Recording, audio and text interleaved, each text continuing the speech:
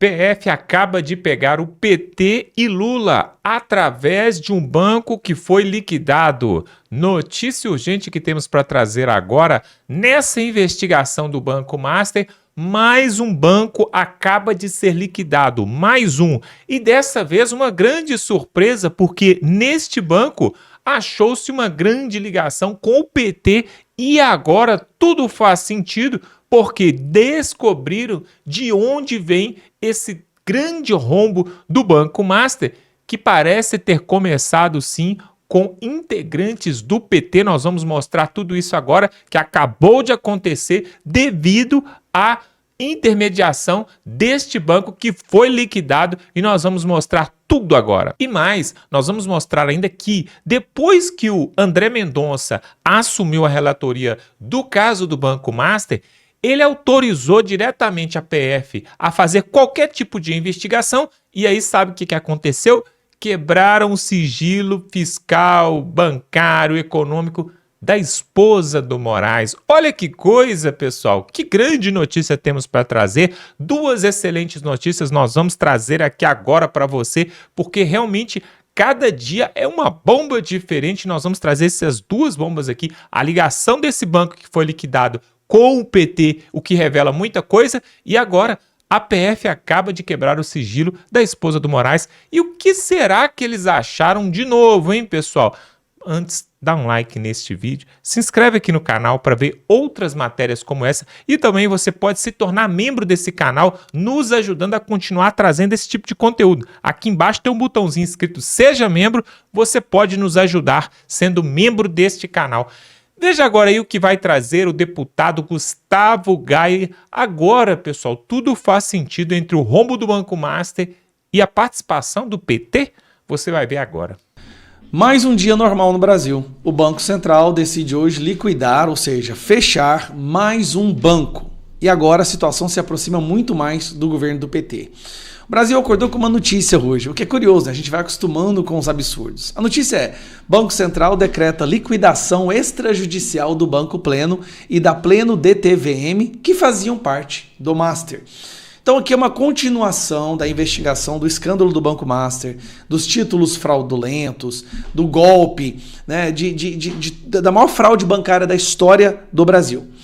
E aí descobriram que tinha outro banco fazendo conluio com o Banco Master e foram lá e liquidaram o banco. O dono desse banco se chama Augusto Lima. Então vamos analisar isso aqui, essa é a primeira matéria. Augusto Lima. É esse aqui, ó. Esse cidadão, um cara de santo, né? Um cara legal. Quem é Augusto Lima? Dono do Banco Pleno e ex-sócio de Daniel Vorcaro. Empresário baiano, o cara da Bahia, foi alvo de operação Compliance Zero. Eu falei em inglês agora. Compliance Zero comprou o banco em pleno 2025 e ampliou negócios com a Credicesta em parceria com o Banco Master. Compliance Zero foi onde, em novembro do ano passado, onde começou todo esse bafafá. Mas por que essa pessoa é importante? Vamos dar uma olhada aqui, ó. Vamos dar uma olhada nesse cidadão. Banco Pleno era de banqueiro ligado a petistas na Bahia. Aqui é o que muita gente já está falando há muito tempo, tá? O epicentro do escândalo do Banco Master não é nem o Daniel Vorcaro, é o lado baiano do Banco Master, Daniel Vorcaro envolvido também, mas o epicentro de toda essa fraude, de todo esse escândalo, é o lado do PT na Bahia. E aqui a matéria mostra com mais claridez, né? Banco Pleno era de banqueiro ligado a petistas na Bahia. Augusto Lima é ex-sócio de Daniel Vorcaro e foi responsável por ligações com políticos do PT na Bahia, como o ministro da Casa Civil, Rui Costa, e o líder do governo no Senado, Jacques Wagner. Peraí, então tá envolvido aí o líder do governo, né, o líder do Lula no Senado, um senador, Jacques Wagner, e Rui Costa. Chegou finalmente, André Mendonça, meu irmão, você tá com a faca e o queijo pra gente realmente passar o Brasil a limpo, exorcizar essa nação. Ainda na saga do Banco Master, o Banco Central liquidou nessa quarta-feira o Banco Pleno, que utiliza a marca Credicesta de Augusto Lima, ex-sócio de Daniel Vorcaro. Segundo o Banco Central, a liquidação do Banco Pleno foi adotada após o agravamento da situação econômico-financeira da instituição, que passou a ter dificuldades para pagar suas obrigações no dia a dia. O órgão também apontou descumprimento de normas e de determinações da própria autoridade reguladora. Augusto Lima é banqueiro ligado à petista na Bahia, como Rui Costa e Jacques Wagner. O crescimento do Master começou com a união entre ele e Daniel Workar. E aqui, ó, toda a esculhambação da fraude bancária começou quando esse cara do PT se aliou a Daniel Workar e os dois começaram a fazer a festa, né, que todo mundo hoje já conhece. No que eles romperam a sociedade, Augusto Lima ficou com o Banco Pleno, que tem um cartão de crédito, Credit Sesta, e uma rede estatal de supermercados na Bahia. E aí fazia consignar e falei quais os crimes eles cometiam. Foi Augusto Lima que fez os contatos com Ricardo Lewandowski, do Lula, para contratá-lo como consultor jurídico do Banco Master. Rapaz, isso aqui eu tô vendo agora, não tinha visto não. O cara que está no epicentro da fraude bancária, esse Ricardo Lima, né? Ricardo Lima não, Augusto Lima, foi ele que contratou o Lewandowski como consultor jurídico e com a ajuda do líder do governo, Jacques Wagner. Ele esteve também na reunião de Daniel Workar com o presidente Lula no final de 2024. Já estamos falando isso há muito tempo. Faltava uma prova, uma comprovação. Tá aí o Banco Pleno do PT, ligado ao PT na Bahia, que contratou o Ricardo Lewandowski. Esse detalhe eu não tinha lido a matéria toda. E o cara foi preso, tá? O Augusto Lima está preso. Ou foi preso e foi liberado. O STF deve ter liberado ele, provavelmente. Mas o Master chegou no governo. O Master, esse escândalo da fraude bancária, chegou no Lewandowski, nos ministros do Lula, no líder do governo do Lula, chegou nos ministros do STF, Alexandre de Moraes e Dias Toffoli, chegou no Lula. Tá chegando em todo mundo. Eu tô querendo ver quando é que vai chegar no que eles falam que é o centro, na direita, porque eu não tô vendo o pessoal do centro-direita aparecendo em nenhuma dessas novas investigações ou nessas informações que estão sendo divulgadas pela imprensa.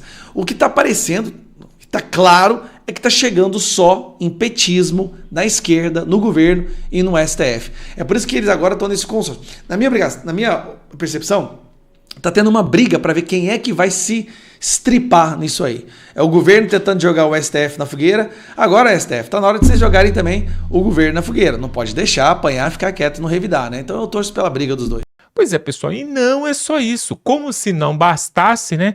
O André Mendonça, ele deu autorização, carta branca, geral, para a PF poder investigar, levantar provas, fazer o que ela quiser para poder colocar às claras esse tal desse rombo aí do Banco Master, mais de 80 bilhões, agora já passou de 80 bi. Só que agora você vai ver uma matéria muito interessante, preste atenção. Com isso, o Banco Master, envolvido em toda essa confusão aí, e alguns ministros do Supremo, olha só o que aconteceu. A PF quebrou o sigilo da esposa do Moraes, e o que será que eles encontraram?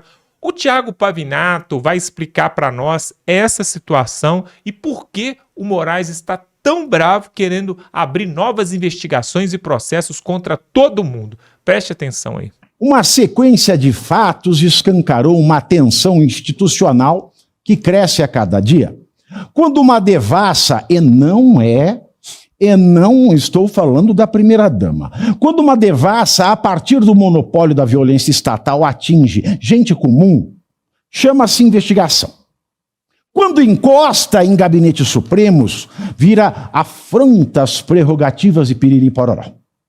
Na segunda-feira da semana passada, dia 9 de fevereiro, desse ano de 2026, é claro, a cúpula da Polícia Federal levou ao presidente do Supremo Tribunal Federal, o ministro Edson Fachin, um relatório de 200 de páginas com menções ao ministro Dias Toffoli, o primeiro ministro inconstitucional da história do STF, esta toupeira, esse jabuti que foi colocado em cima de uma árvore, esta besta quadrada inserida numa mesa redonda, ele que foi a porta do inferno para o fim da legitimidade institucional do Supremo Tribunal.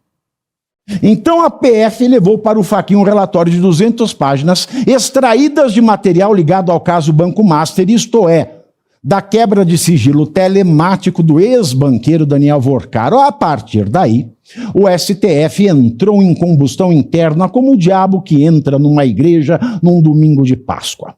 Parte dos ministros passou a sustentar que a PF teria avançado na apuração sobre um integrante da corte sem autorização prévia, ironicamente, da própria corte, isto é, sem a chancela formal do próprio STF. Exigência que decorre do foro e do regime de supervisão jurisdicional quando há investigação dirigida à autoridade com prerrogativa de foro. Piriri pororó. Ainda na semana anterior, na quinta-feira, dia 12 de fevereiro, veio o fato político imediato. Depois da reunião entre os ministros, Toffoli deixou a relatoria do caso Banco Master e aqui já surge a primeira excrescência jurisdicional que merece ser dita com todas as letras. Se o problema era o método e a forma, por que a solução foi trocar o relator e não discutir com transparência quais atos seriam nulos, quais seriam aproveitáveis e quais providências institucionais seriam cabíveis? Em vez de um debate público-jurídico, optou-se por uma resposta política para conter o desgaste de um poder que deveria ser técnico. No dia seguinte, na sexta-feira 13, duas camadas do mesmo enredo se encontraram. De um lado, surgiram relatos de que ministros do Supremo viram no tal relatório da polícia uma investigação não fortuita, ou seja, que não foi por acaso, mas sim um cruzamento ativo, voluntário, intencional de dados. Algo que, se confirmado, muda completamente o enquadramento jurídico imaginado. Não seria achado acidental, seria investigação direcionada. E nesse ponto a discussão jurídica é didática. Em investigações, até existe a figura do encontro fortuito de provas, a chamada serendipidade, mas ela não é um cheque em branco. Se a autoridade aparecer por acaso, o caminho institucional é comunicar e submeter ao juízo competente, e não aprofundar sem supervisão. De outro lado, nós tivemos notícias de que o Supremo reagiu como corpo.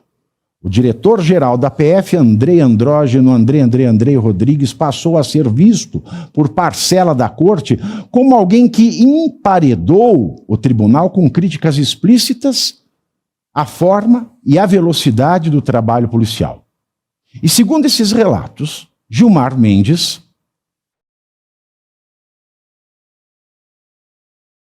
o Mussolini da Moca também teriam sido especialmente duros, ou seja, o foco deixou de ser apenas Toffoli e virou um embate sobre quem controla a narrativa e o ritmo da investigação quando ela chega à cúpula do Estado. Em nenhum momento, nenhum ministro supremo esboçou o mínimo espanto com a suprema corrupção. Ainda no dia 13 de fevereiro, veio a reação do Palácio do Planalto. Reportou-se que o presidente Lula teria se irritado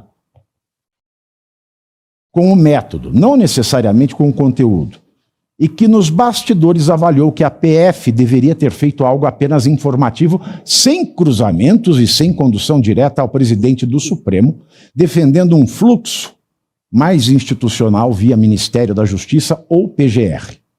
É uma crítica que, na prática, traduz um incômodo clássico. Autonomia investigativa, sim, mas não quando o alvo potencial está perto demais do centro do poder. A história, porém, não parou no caso Master. Ela mudou de forma e voltou com ainda mais carga na noite de ontem, segunda-feira, dia 16 de fevereiro.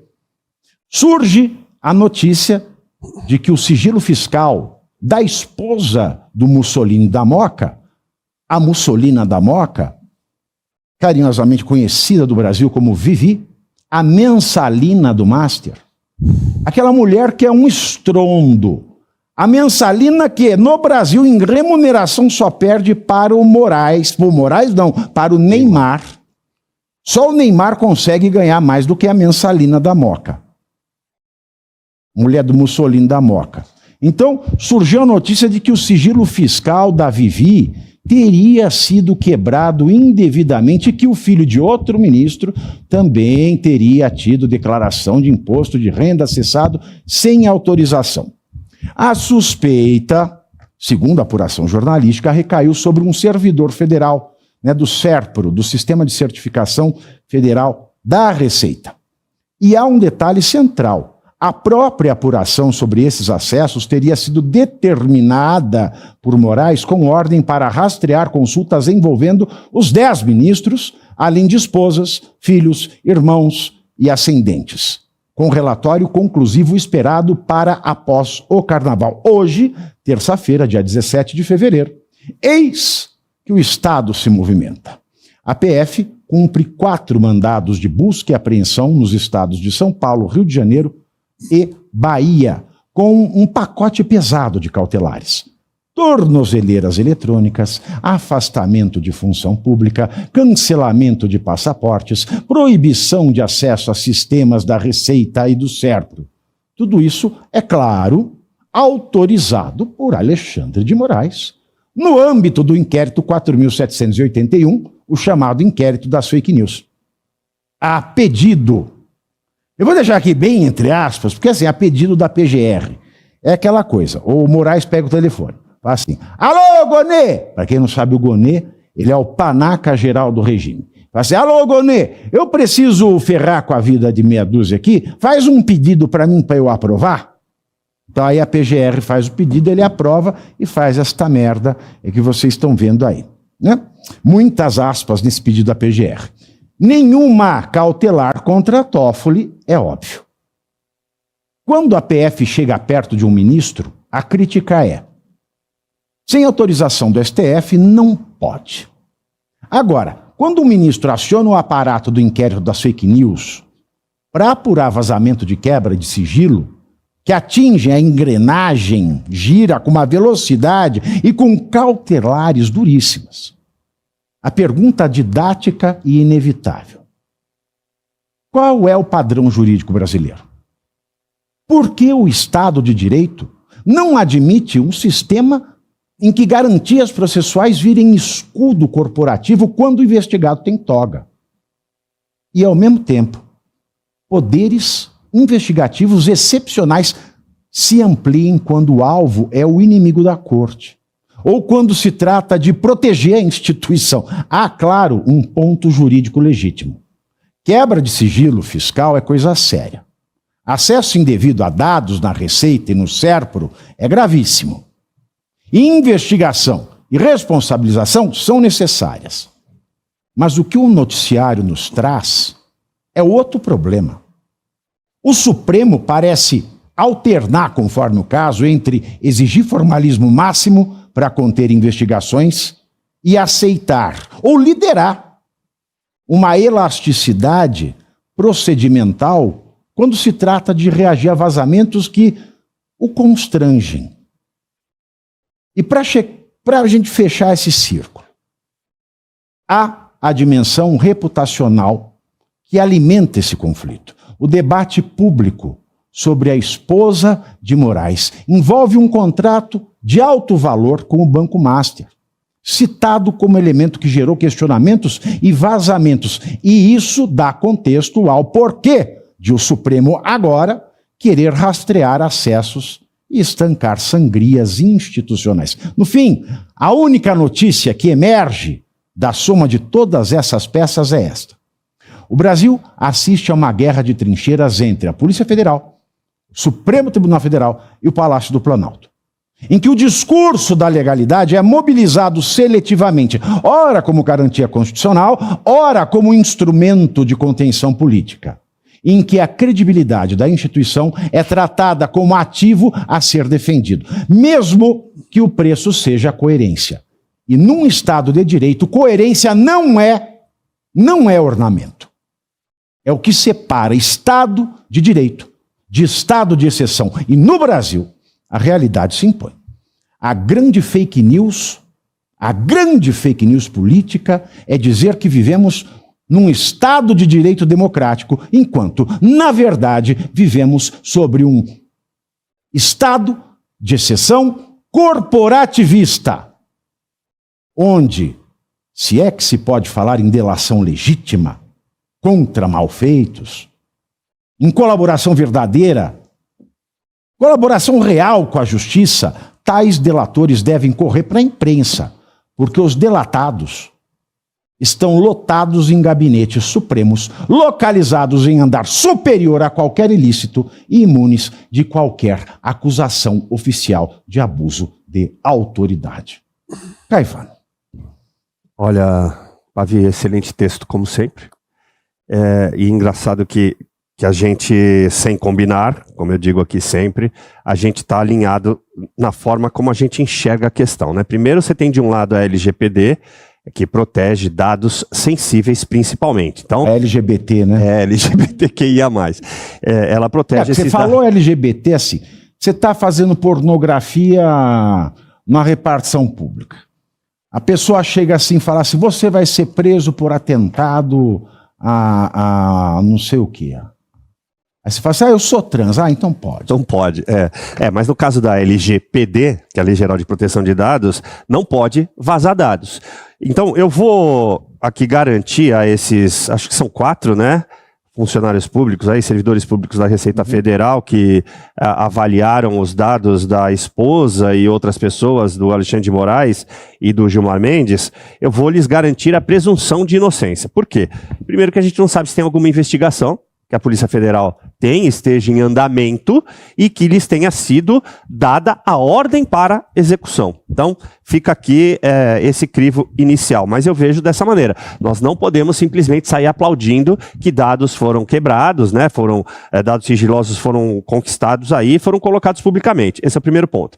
Segundo ponto, o uso do aparato estatal, ele já acontece, e a gente já vem falando disso, Pavinato, desde 2022. Aliás, desde muito antes, desde a instauração do inquérito das fake news, esse 4781, que foi instaurado no dia 14 de março de 2019. De lá para cá, a gente não pode realmente chamar o Brasil de um Estado de direito, porque Estado democrático de direito é uma construção semântica que não vale nada. Então, Estado de direito esse aí é o AI-5 do Moraes. Exatamente. É o AI-5 do Moraes. Então, a gente pode dizer que... Esse inquérito das fake news do Moraes é o AI-5 do Moraes. Então, a gente pode dizer que nessa data instaurou-se um estado de exceção no Brasil, já que é um AI-5 e ele retira direitos e garantias. Justo, porque o AI-5... Os generais tinham muito mais vergonha na cara quando fizeram. Contigo de novo, lógico. Porque o ato institucional número 5 dizia qual é que é. Exato. O AI-5. É isso aqui, moçada. Tá escrito aqui. Pode ou não pode? Tá escrito qual é que é. O AI-5 do Moraes é o AI-5 covarde. Exato. É o AI-5 da safadeza. Porque ele não fala, moçada, qual é que é?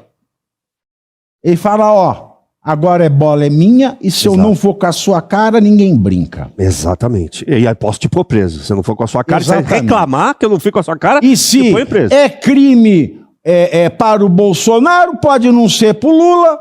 E se é direito do Lula, pode não ser pro Bolsonaro. Exatamente. E se o homicídio vale pro Bolsonaro, não vale para mim. E se eu não respondo por abuso de autoridade, o Bolsonaro responde por mim. É mais ou menos isso. Exato. Pois é, no Brasil, tudo que acontece já não é mais novidade, porque nós já vimos tantas coisas. Nós já tivemos 3 presidentes presos, né? Tivemos presidente impeachmentado, tivemos tudo. Ex-presidiário assumindo presidência, tivemos tudo no Brasil. E agora... Os ministros do Supremo, que são a bola da vez, estão sendo investigados pela PF. E aí, um próprio ministro, que é o André Mendonça, autoriza investigar o outro. Olha só que ponto chegou o Supremo Tribunal, hein? A que ponto chegou? Chegou ao ponto de ter uma reunião reservada e a insegurança ali está tanta que alguém gravou a reunião, deu com a língua nos dentes para poder se safar, é claro, né? Lógico.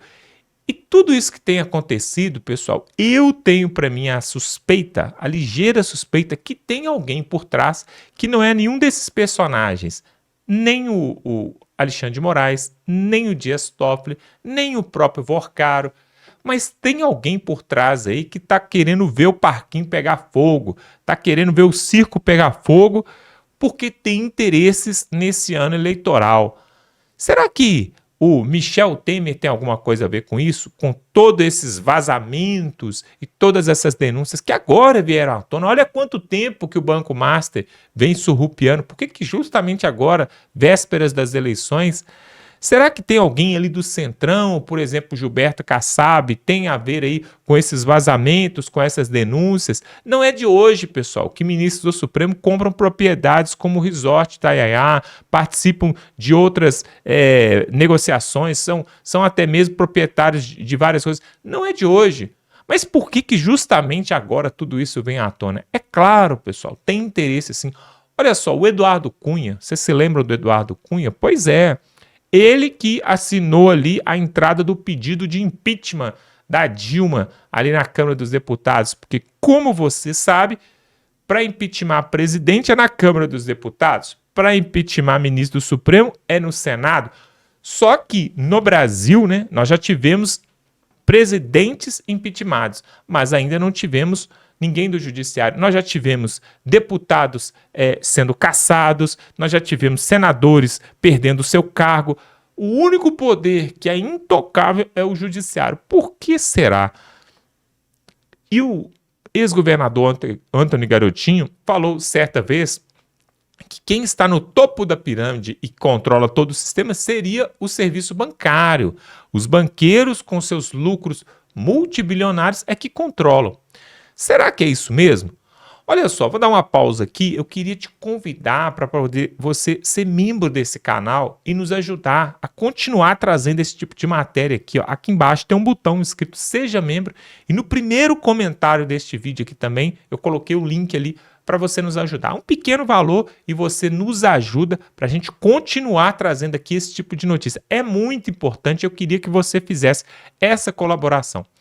Sabe por quê, pessoal? Quando a gente vê que o ex-governador da Bahia, que era do PT, fez conchavo com Jacques Wagner, com Guido Mantega, com salário de mais de R$1 milhão no Banco Master, que era o Banco Pleno, que estava representando o Banco Master lá na Bahia, e agora estourou tudo isso aí, no final das contas esbarra no PT. Engraçado, parece que todos os rombos, escândalos e denúncias de roubos multimilionários que tem nesse país, você vai puxando a corda, vai puxando, no final você chega no PT. Que coincidência, não é mesmo? É uma grande coincidência. Agora, o que não é coincidência,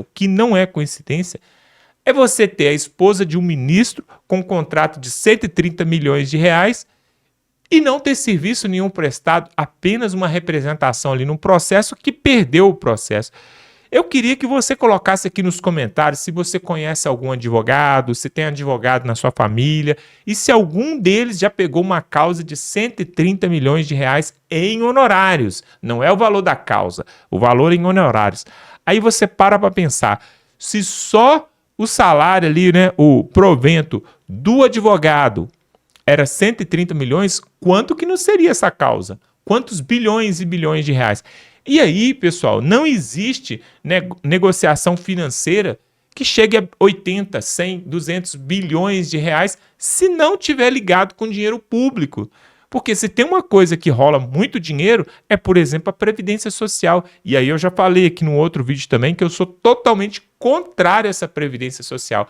Talvez você que está me assistindo aí, você já é um aposentado, um pensionista, e você pode estar falando assim, mas que absurdo, como que você pode ser contra algo que está me beneficiando? Mas é porque você não entendeu o golpe que você entrou. Por quê? Na verdade, você contribuiu 25, 30 anos, né? Se for mulher, 25, se for homem, é 30 anos. E aí, alguns contribuíram até mais, 35 anos. Só que toda essa dinheirama que foi descontado, cerca de 6, 8, 10% que foi descontado todo mês no seu salário, se desde lá de trás, quando você começou a trabalhar de carteira assinada, até hoje, quando você aposentou, se esse dinheiro tivesse no fundo de pensão privada, numa caixinha, numa poupança, em qualquer lugar que rendesse menos de 1%, só ganhasse da inflação, não precisa render muito não, só ganhar da inflação, você iria se aposentar com mais de 4 milhões de reais, recebendo de forma líquida, para você fazer o que quiser, viajar pelo mundo, comprar um imóvel, ajudar os filhos, os netos. Mas hoje você recebe essa merreca de salário, 1 salário, 2 salários mínimos, que não dá para nada, não dá nem para pagar os remédios. Por quê?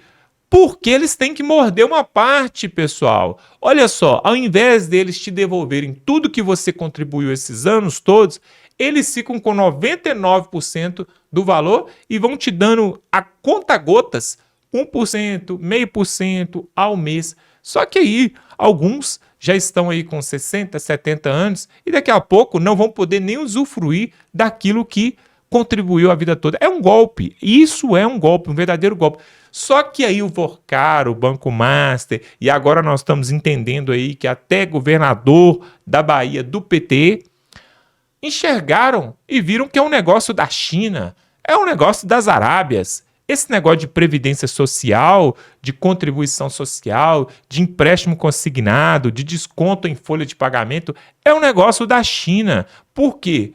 Como o Brasil é muito burocrático, se você morder um pouquinho aqui, morder um pouquinho aqui, ninguém vai ficar sabendo. Foi o que aconteceu, por exemplo, sabe quem que é o Frei Chico, o irmão do Lula? Ele era vice-presidente de um sindicato. Um desses sindicatos estão envolvidos também no desconto indevido na folha de pagamento dos aposentados e pensionistas. E aí, eu te pergunto, o irmão do Lula, Frei Chico, está preso? Não. O filho do Lula, que recebeu 300 mil reais por mês de pensão ali para andar com o careca do INSS, o filho do Lula está preso? Também não. Agora, cadê o Jair Bolsonaro? Subiu num carro de som, se encontrou com embaixadores, está preso, 27 anos de cadeia. Esse país, pessoal, não é um país de pessoas sérias. Se fosse mesmo, nós teríamos até hoje, por exemplo, hoje eu estava ouvindo algo que é realmente triste, né? Mas perguntaram ali na CNN para o governador de Minas Gerais, o Romeu Zema, atual governador, né? Ficou 2 mandatos, fez um trabalho excelente. Inclusive, eu quero que você coloque aqui nos comentários de qual cidade você está nos ouvindo, aí está nos vendo, nos assistindo. É do norte, é do sul, é de Minas Gerais, é de São Paulo. Coloque aqui nos comentários. O Romeu Zema foi na CNN e aí fizeram uma entrevista com ele. Perguntaram para ele, a repórter perguntou para ele desse jeito, porque ele é um pré-candidato, né, possível pré-candidato aí à presidência do Brasil, né? E ele é de direita, apoia a direita. E aí ela perguntou para ele assim, se o senhor for eleito, né, e ganhar as eleições, o senhor cogita a possibilidade de dar a anistia, né, de dar o indulto para o ex-presidente Jair Bolsonaro? Ele nem esperou ela terminar de falar e já falou assim, claro, com toda certeza, no primeiro dia, imediatamente, aqueles presos que estão lá irão para sua casa e Jair Bolsonaro também, que não é culpado, é inocente, também será anistiado, receberá o indulto presidencial.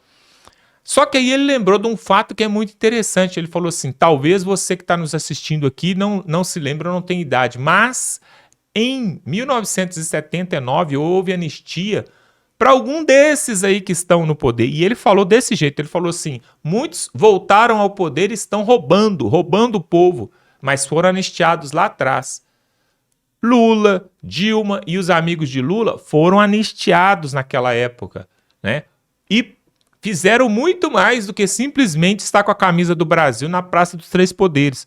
Eles fizeram muito mais. Houve saques, houve roubos, houve quebradeira, houve até homicídios naquela época. E toda essa bandidagem foi anistiada, né, no que eles chamavam de ditadura, que na verdade foi um regime militar onde foi necessário porque o caos já estava estabelecido antes e eles, o exército ali, né, as forças armadas tiveram que tomar o poder ali justamente para poder colocar ordem nessa bagunça.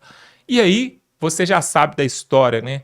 Veio aí 88 a Constituição, depois veio 89, direta já, e aí o primeiro presidente depois do regime militar, Tancredo Neves, morreu de forma bastante esquisita, né, e duvidosa, e depois vem Sarney, aí depois vem o Collor, aí vem o Itamar Franco, aí e chegamos no Lula e estamos há 22 anos aí com Lula, né? 24 anos, na verdade, porque ele ganhou em 2002, nós estamos em 2026. Ou seja, pessoal, o Brasil tem um histórico de tragédia política e corrupção, né? Essa é a verdade. Não existe outra verdade a não ser essa. Tragédia política e corrupção. Mas nós vamos continuar aqui falando a verdade e mostrando aquilo que a mídia velha, a mídia marrom, não mostra. Então, eu te peço para se inscrever aqui no canal e como eu falei durante o vídeo também, você pode ser membro desse canal, nos ajudando com um pouquinho, um cafezinho por mês, um cafezinho. E isso vai fazer grande diferença para nós, porque vai nos dar força e ânimo e disposição para fazer mais conteúdos como esse aqui que você acabou de assistir. Se você confia nesse trabalho e acha que esse trabalho é de credibilidade, clica aqui embaixo e se torne membro do canal, tá bom? Se tornando membro, você ajuda o seu país. Vamos ficando por aqui, um forte abraço e até a próxima.